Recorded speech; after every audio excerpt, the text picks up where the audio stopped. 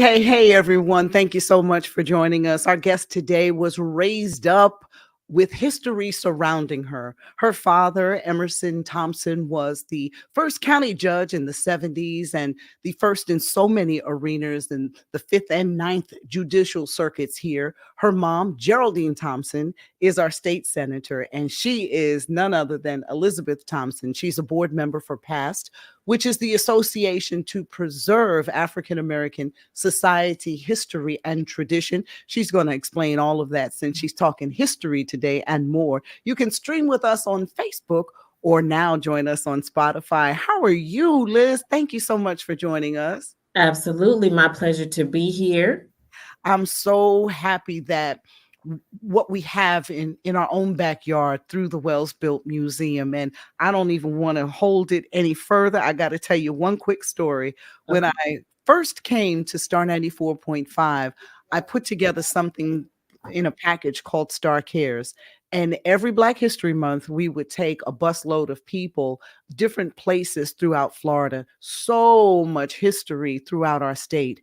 And then right here in Orlando, your mom was the very first person to act as our docent. She got on the bus with us. She took us and pointed out all of the different streets here, more than any other city in the United States, named after Black Americans. And then we wound up at the Wells Built. So I was in love with your mom forever, forever, forever, our state senator. So how does that feel being raised up around so much history? You probably, it doesn't feel different for me because that's the household I grew up in. That's just mom Um, and dad. that's just mom and dad. I think the biggest difference, though, was the infusion of historical education that happened in the house. It Mhm. was always a priority to make sure that we were educated about African American history, about local history, and it was just natural, whether at the dinner table on Saturday nights or what have you. It was part of growing up in that household. And now that I'm older, I understand that that had to be a very intentional decision. It wasn't something that just naturally happened. And so, if anything, I would say that's one of the things that that resonates the most with me. Wow. And this year, 2024, is a leap year. So we're actually getting one more day That's right. today, the 29th, uh Mm. to be able to just really just shine the light on our Black history right here in Orlando. And I'm not even going to say Central Florida. I'm going to focus right here down in the Paramore area on South Street is one of the most recognized areas, and it's regentrified. You think of the UCF and Valencia downtown campus, but across the street, diagonally across the street from that, is something called the Wells Built Museum. And that's something that Senator Thompson put into play many, many, many years ago. So I would like for you, Elizabeth, to just share the backstory of the Wells Built, if you will. Sure. The building that the Wells Built Museum now Mhm. is in was previously or originally the Wells Built Hotel, and it was a hotel that was founded and built and financed by Dr. William Monroe Wells. And this is Mhm. in the 1920s. So, definitely times of racial segregation as law. I tell people all the time, you have to remember that this was the law, not just Mhm. that Black people wanted to live in their own neighborhood. No, it was the law that you Yes. had to. And so the Wells Built Hotel opened in the late 1920s as the first, and for a very long time, the only African American hotel or hotel that would lodge African Americans. Mhm. And that was over, again, late 1920s. So we're over 95 years ago. Mhm. And we're so fortunate that the building is still standing. And in fact, at one point was on a list for to be demolished, Mhm. but was saved I and don't know. preserved. I don't know how or when your mom began researching, but to be able to gather up the funds to save that building was monumental. There is a registry book that is in a case now that Yes. you can see all of the celebrities, Ray Charles, all Elvis, all of the Black historical factors for us, musicians who came to town, and this was their only place that they could stay. The Wells Built was listed in the Green Book, I'm sure. It was. Mhm. And the artifacts that exist today inside the Wells Built Hotel, you have just got to go and see, and everything is in its original state. Hmm. How did she manage to do that? It was a labor of love. I always tease, I am the youngest of three children. So I say that I am the youngest of three children, but that doesn't include the Wells bill because that is certainly one of her babies. Uh-huh, uh-huh. The tours that you all do, and Catrice needs to be commended for that because she's now the docent there, and the docent is the the the tour guide. Museum educator. Yeah, you'll go Museum in educator, I like. and yes, and Catrice will be there and to greet you. And she also is just a fount of knowledge. Mhm. And her mother before that, that was her role there too. Yes. Yes. So you can't help but be around Senator Thompson and Judge Thompson and not just be absorbed by all that they represent. I was just at a luncheon this past Friday where your dad was recognized Yes. as a legend in our community, and the stories that he and the host traded. I mean, I really got a chance to see Judge Emerson in a totally different way.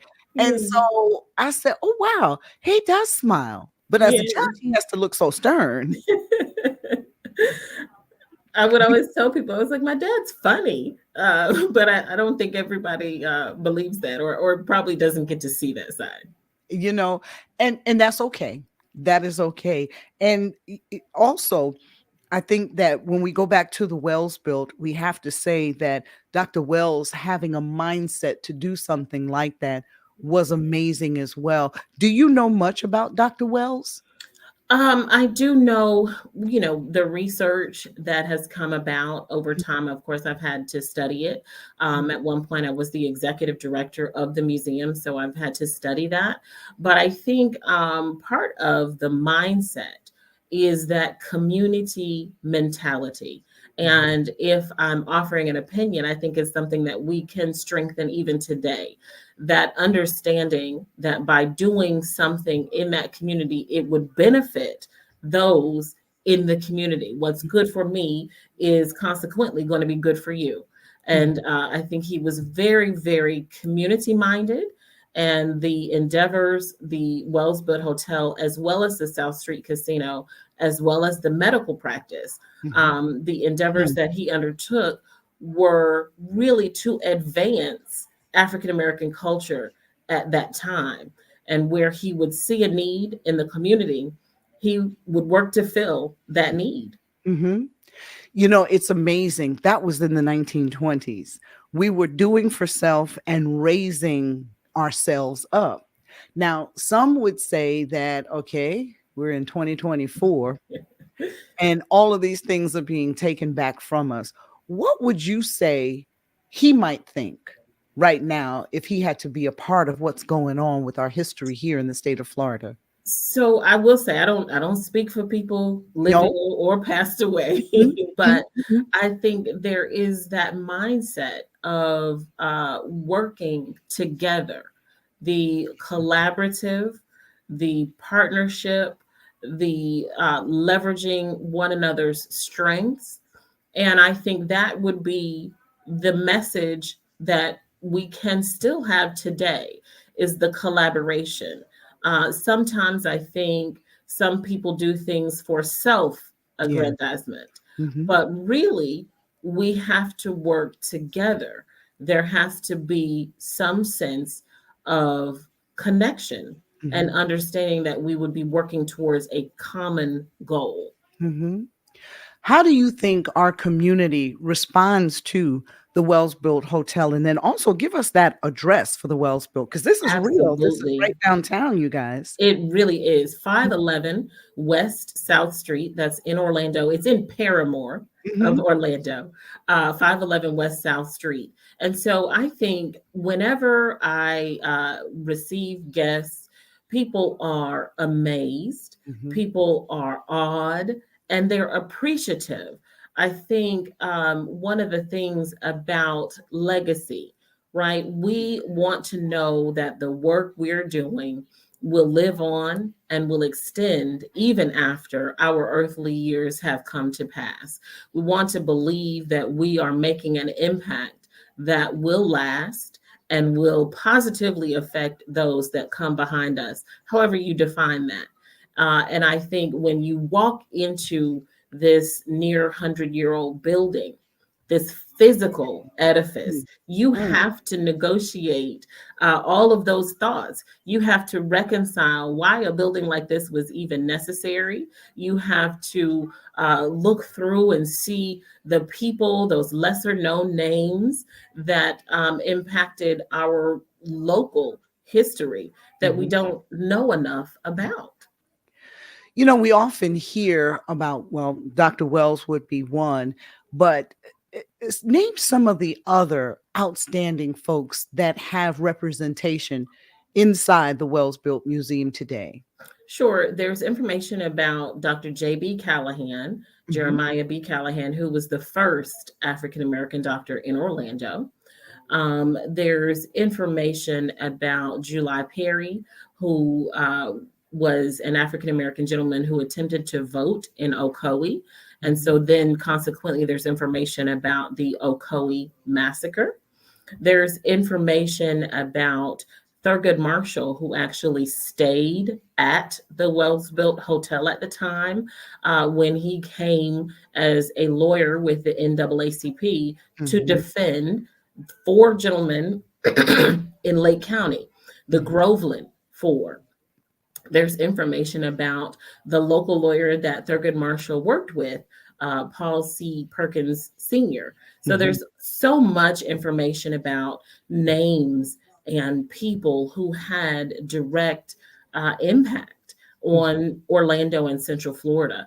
A lot of elected officials, a lot of notable firsts, whether it be first Black police officer or just any number of people, educators, Mhm. people whose names we need to be able to know and sing, because I always say that history is filled with lessons that hopefully we don't have to learn ourselves, Yeah. but we can only do that if we know. Mhm. We have to know our history. I had an opportunity recently to interview Dr. Clara Walters, who has a new book out. It's a leadership book. And one of the things that I'm not sure that many folks here are aware of is that back in the 70s, 80s, she was the first Black female to ever become principal for Jones High School. And when she said that, she said, I didn't want to go. And I don't think we knew that. And so her emotion got tied in because she said, I think they thought that sending a woman there was so it could fail, so that the school could be shut down. And when she told me some of the things that she initiated there, for instance, did you know that the school was once, you entered it, I think it's on Cypress Street. So one of Okay. the first things that she did was she turned the entrance around to be on Rio Grande. So they had a new address. Think about that. Then she put up walls and then she made rules.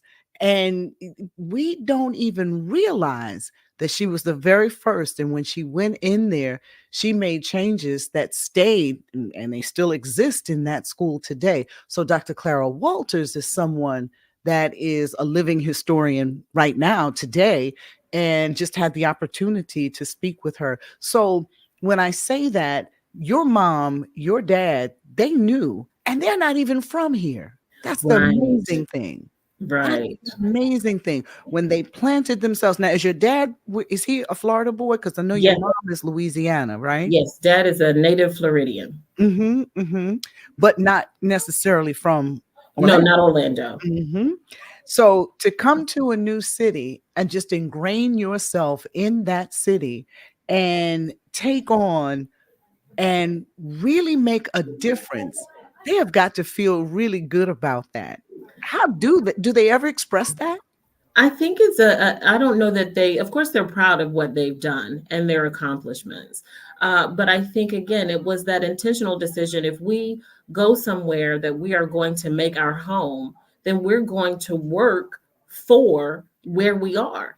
We're going to try to advance things for ourselves, for our family, but things for those who come after. Both of my parents are very big in mentorship and guidance and all of those things. And so they definitely want to, I suppose, pay it forward in a way. Yeah. Yeah. And if you're going to live somewhere, Mhm. then you better be working for where you are. Mhm.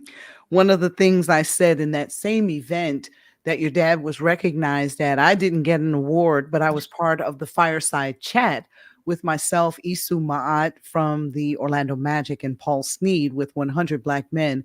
And one of the things that I said is that in every city I've ever worked and opened a microphone at, there is still a piece of me there because I felt that my community work was just a simple rent that I needed to pay for the time that I spent there. So I tried to do the same thing here in Orlando, which is why it was so important for me to come in as community and news affairs director, as opposed to, I don't want to say just being a jock, because that's a big job right there. Yes. But along with the production of Tom Joyner's show, that was my other role. So I got a chance to really get out and let this station, who is now number one in Central Florida, be known for that's what Black people expect from radio stations. We are Absolutely. supposed to be the mecca of information. So I would reach out to people like your mom for moments like this, just to get some more information. She is a wealth of Yes. knowledge, Yes. just a wealth of knowledge. So now I want to ask you, do you ever plan to run for politics? Do you Oh ever think no. about that? Let Yes. me know. I don't have to think about it at all. Let me go ahead on and say it right now. No. No. I think politics really and truly is a calling, True. 100%. And you have to be True. called in order to really do it effectively. For me, I certainly want to be impactful, but I don't need to be elected. So I think I'm okay, not an elected official. Mhm. And we don't have to talk about what you do, but you certainly make a difference in the role that you play right there in the community. What changes have you seen in the Paramore area and surrounding? Oh, there's so many changes. Mhm. There's new businesses. You mentioned the UCF and Valencia joint campus.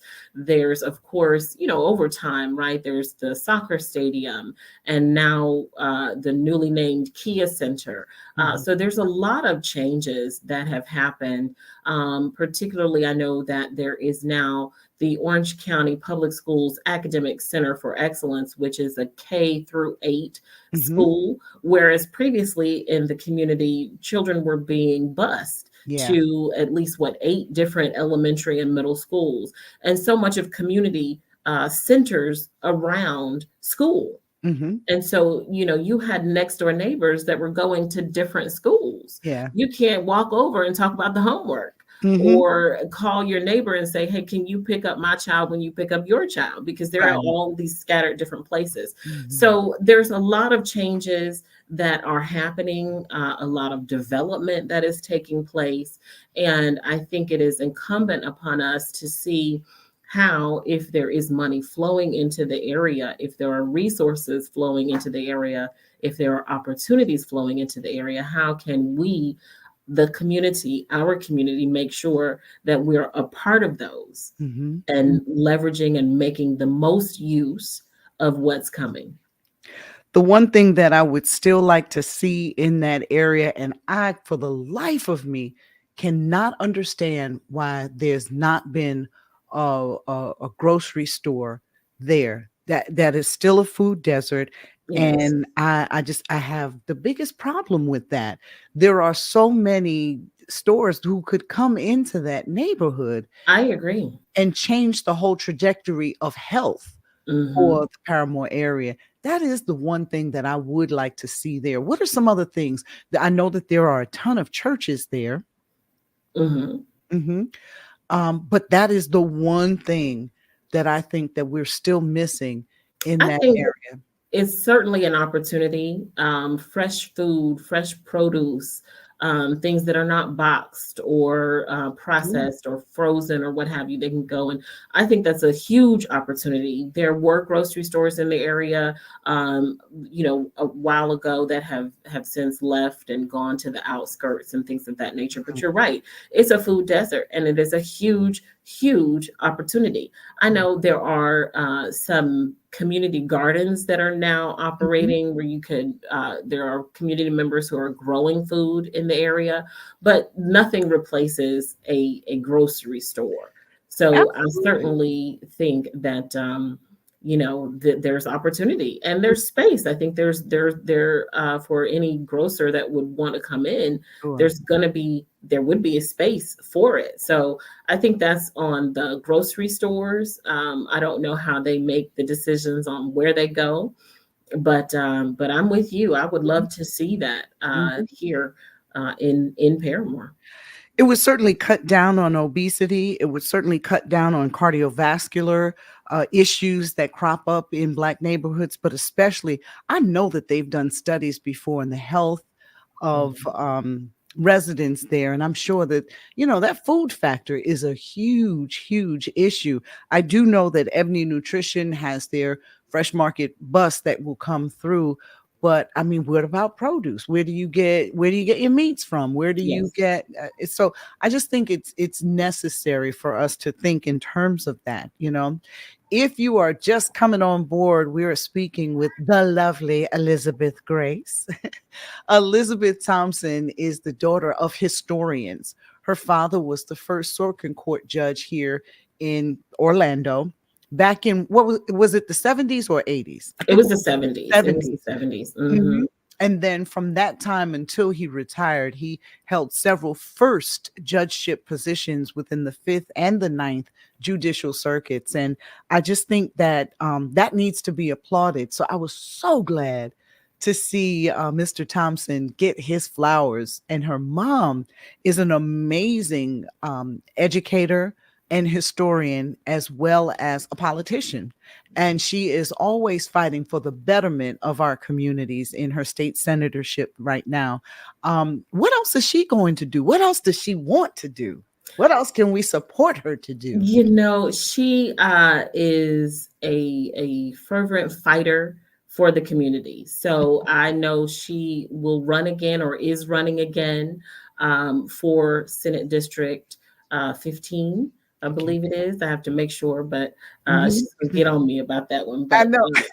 I know that she wants to be sure that policy is working in our favor. Mhm. And Mhm. in order to do that, you have to send people up there who will represent you at the table and have a voice and sometimes say the uncomfortable things and fight the unpopular positions. And that is my mother through and through. So I know she would like to go back to and so I think that's what's on her horizon. Mhm.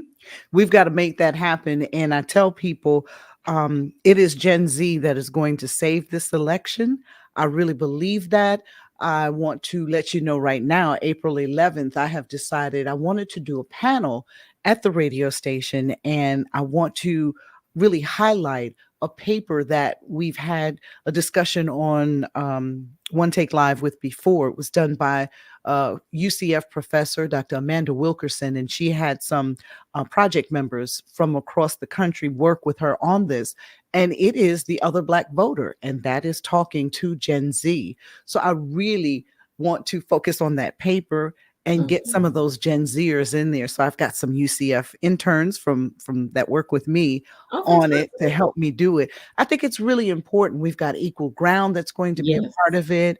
Um, Representative Bracy will not be in town, but Rashawn, her aide, who is a Gen Z person, will be there in her stead. So I think it's really important that we get them engaged. And Yes. I don't know. Um, Because if we don't, come November 6th, we're going to be very sorry. Absolutely. I happen to know Dr. Wilkerson, and she's doing great things. Yes. And to your point, is really trying to speak to that generation who, sometimes have felt disenchanted, sometimes have felt a little bit discouraged. Mm-hmm. But you have to understand the importance of the vote. Yeah. Your vote is your voice. It really is. Mm-hmm. So I commend all of also you mentioned Jasmine Burney Clark. So everybody doing the good work Yeah. to reach the new voter. Mm-hmm. Mm-hmm. And so I was asked to get someone to make the event sexy. I said, well, voting is not considered not sexy, but they're Right. trying to say get somebody that will draw the audience there. So if anybody can think of an artist that's in our midst that would really be a showstopper, and I'm not asking them to perform, just want them to be in the house. So that's what we're looking forward to come April 11th, and I'm going to do it. Come hell or high water, I want to say that. I gotta say that. I am Absolutely. like your mom when it comes to getting something done. So Elizabeth Thompson, a board member I'm for the gonna say Elizabeth Grace. I'd have Elizabeth to. Grace. Elizabeth Grace. I was married now. That's, you know what? And you're so right. You're so right.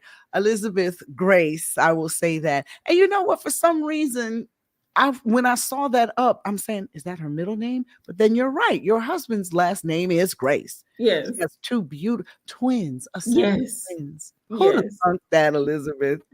I wouldn't have. It was a surprise, but a blessing. Yes, yes, yes. Once again, the Association to Preserve African American, not only society, but our history and tradition. That is what they do with the Wells Built Museum of African American History and Culture. It's right there on your screen. You can find out more information about this wonderful hidden treasure, I want to say, right Yeah. there in our midst by going to wellsbuilt.org. If you had to give us one last push for the museum, what would you say, Elizabeth Grace? I would say that the museum is really the repository for African American history here in Central Florida. We have things that you won't find anywhere else, but Yeah. that you need to know. So I encourage everyone to come visit. If you're in town, if you're visiting from out of town, Mhm. everyone come visit. The museum is open Monday through Friday from 9 a.m. to 5 p.m. And I just encourage everyone to come and walk into the doors and be surrounded by history. You will go through the doors and you won't even remember where you are. That's how much history will surround you right there. Pictures and artifacts. You've gotta just come out and learn more about our history, and especially since we got one extra day this month. All right. That's right. But Black History is 365, y'all. And don't you ever forget that. Elizabeth Grace, past member, I thank you so much for being on One Take Live. And I just want to let you know you got an open door. Come back whenever you want to. Absolutely. And thank you for making space and doing all that you do. Thank you so much, Elizabeth. And I just want to say thank you so much to you all for joining us on Facebook. Please subscribe right there. And don't forget, we're now on Spotify with One Take Live. I'm Monica May. Thank you so much.